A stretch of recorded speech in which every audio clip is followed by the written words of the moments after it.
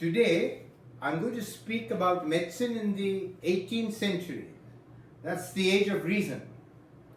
If you remember, the 15th century was the Renaissance. 16th century also was the Renaissance. The 17th was the Baroque, and the 18th is the age of reason. Well, it was a century which was characterized by a great deal of intellectual ferment and reason.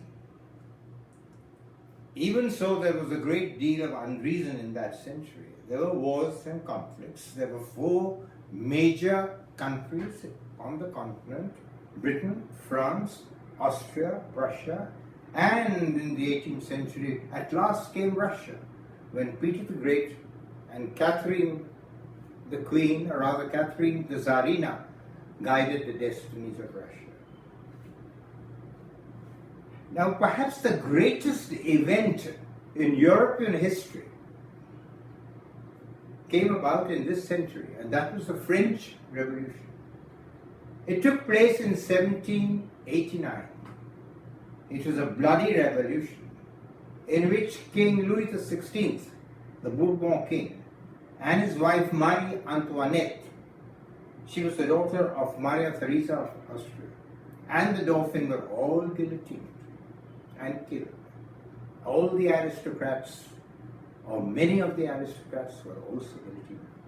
It was a real bloody revolution, and there were some doctors, quite a few doctors associated with it. The 2 ones which I can immediately recall are Jean-Paul Marat, a doctor who was a bloodthirsty revolutionist who killed or ordered the death of many people. He was lying in a tub taking a bath when a lady came up and said she had to see him because there was a petition which could not wait. So a great deal of difficulty. They ushered her in. And she gave Marat a petition to read. And whilst he was reading it, she stabbed him to death. There is a famous picture by Jean-Paul David depicting the scene. And the other one was Dr. Guillotine. You see, they used to kill people in France in the Revolution with the guillotine, which was a sharp blade of knife held high up, and it would descend with a tremendous force and decapitate the person lying below it.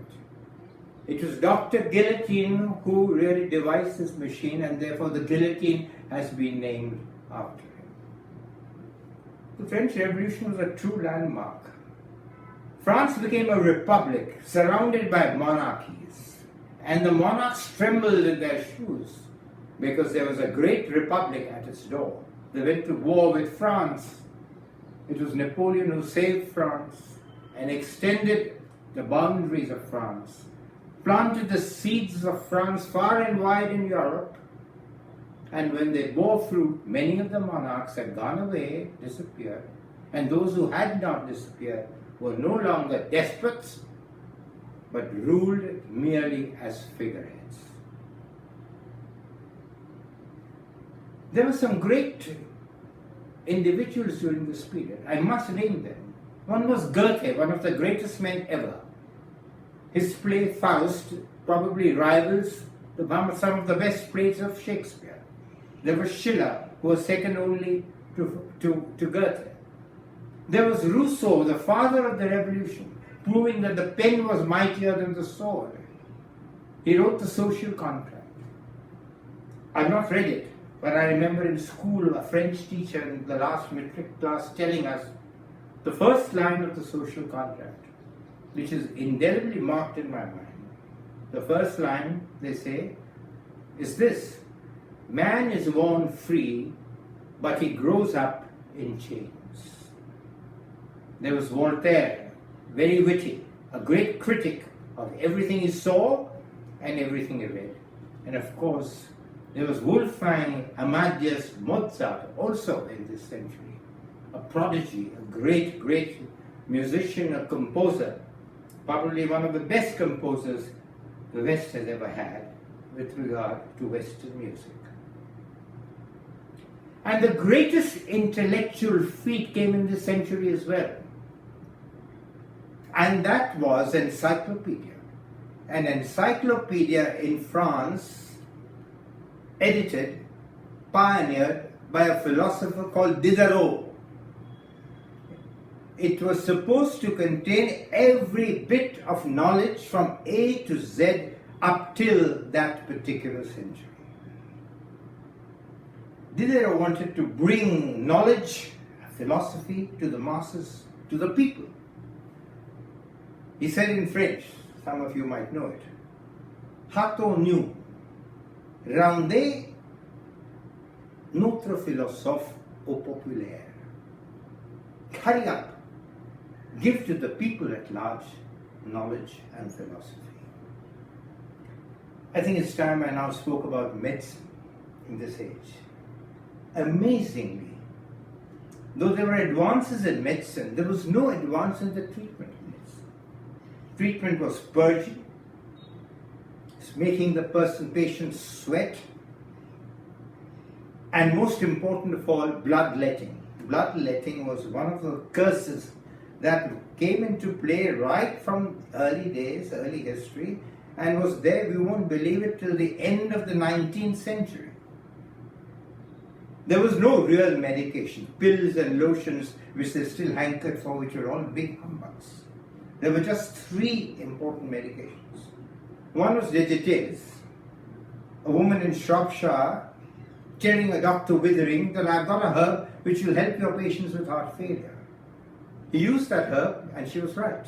The herb was from digitalis purpurea.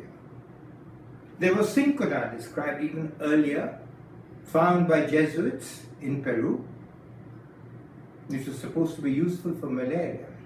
And there was willow bark, which contained salicylates, which was like aspirin, and was responsible for treatment of rheumatic fever.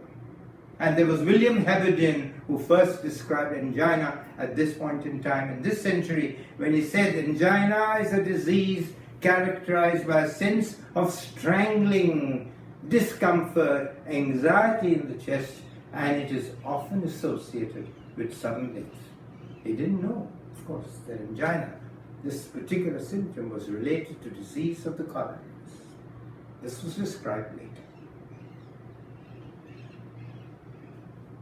Hygiene was terrible at that age. Open sewers, excrement right along the streets. Epidemics of all sorts. The worst, smallpox and plague. Smallpox also, like plague, decimated villages in Europe. At one time, it was responsible for death of 1/6 of the population, whole population of Europe. There was nothing one could do about it. In Turkey and India, however, there were some bright sparks who decided to take the pus from those smallpox lesions and scarify a normal person, in the hope that they would get a minor attack and would escape, therefore, a major attack which could either kill them or which could scar them for life. It succeeded to an extent. The one who popularized this most remarkably enough was a person called Lady Montague. She was the wife of Lord Montague, who was the ambassador of Britain in Turkey. This was particularly seen in Turkey and also in India. And she did this to her own children and found that they escaped smallpox in an epidemic that was raging there, and she recommended this for the royal household in Britain. But you know, this was not really good, because some people, instead of getting a mild attack, got a very severe attack, and some people even died. Now comes onto the scene a great man, Edward Jenner. He was born in Gloucestershire, in Berkeley, Gloucestershire, and from a young age he wanted to be a doctor. He didn't have the money. He couldn't go to the university. He apprenticed himself, therefore, to a surgeon in Bristol. And when he was helping this surgeon, a girl walks in. And I don't know how and why she said it. Nobody knows. She said, "You know, doctor, I have had cowpox so I can never get smallpox. This sentence stuck in his head. He was an apprentice to this surgeon at the age of 13, worked there for 2 years, then went back to Gloucestershire and started practicing in a small way. And there he again noted that the milkmaids who milk the cows would develop cowpox, small lesions, pox on their hands. And they really didn't seem to get smallpox, even when there are many people around in a small epidemic who had smallpox. Now, at the age of 21, he apprentices himself to a great surgeon, William Hunter, a great investigator, a great experimenter, and indeed a great surgeon. And one fine day, Jenner tells Hunter, "You know, sir, I think if I inoculated cowpox onto an individual who's healthy, he probably might be prevented from smallpox." Why? Because those who get cowpox don't seem to get smallpox. So if I inoculate cowpox now to an ordinary healthy person, they may be saved from smallpox. Hunter, quiet, thought for a moment. "Good thought," he said. "But why just think? Go back and experiment and find out for yourself." So after a time, Jenner was back. For 20 years he observes things and is convinced that if he could do this, perhaps he could prevent people from getting smallpox. One fine day, it was towards the end of the century, 1796, a date you should always remember, 14th of May 1796, he takes a bit of the pus of cowpox and scarifies the skin of a healthy 8-year-old boy. 6 weeks later, now, he takes the pus from an actual patient with severe smallpox and scarifies that same little boy at another site, and with bated breath he waits. The boy does not develop smallpox. He now does this on many individuals and is convinced that if you inoculate or vaccinate a patient, a person with cowpox, you could save him from smallpox. He writes this up and sends it to the Royal Society, and he was a member of the Royal Society because of some good work that he had done on zoology. The Royal Society said, "Are you out of your mind? Stop doing this, or we'll be struck off our rolls, and you'll ruin the reputation you have gained in zoology." He was quite determined. He continues to do so, and writes a small little pamphlet on the use of cowpox vaccination to prevent smallpox. It created a furor. There were positive people for it, and there were others against it. But ultimately they realized that it was the real truth that cowpox vaccination could prevent smallpox. Of course, ultimately he was lionized. He was given a large pension of £10,000, an annuity of £10,000. And those of you who have been in London will see his lovely, great statue of Jenner sitting on a seat deep in thought in front of the beautiful Italian fountains on the Serpentine Walk at Hyde Park. That's how it was. Can you believe it? He was not a very clever man. He was an average man with an average intelligence, but good observation and good experimentation. Is it not a surprise the good Lord should have chosen a person like Jenner to confirm probably one of the greatest benefits to mankind? There were many, many men at that age far, far cleverer than him, but their work compared to his yielded, comparatively speaking, absolutely nothing. Also, he was a very modest man, a humble man, and most important of all, he was extremely intellectually honest. He never once tried to explain how cowpox vaccination could produce or rather save a patient from smallpox. What was it due to? Why? He didn't say anything. He didn't know. It was only 100 years later that it came to be known that it was immunity in the body which was produced by the cowpox vaccine, which prevented smallpox. Jenner was indeed 100 years before his time.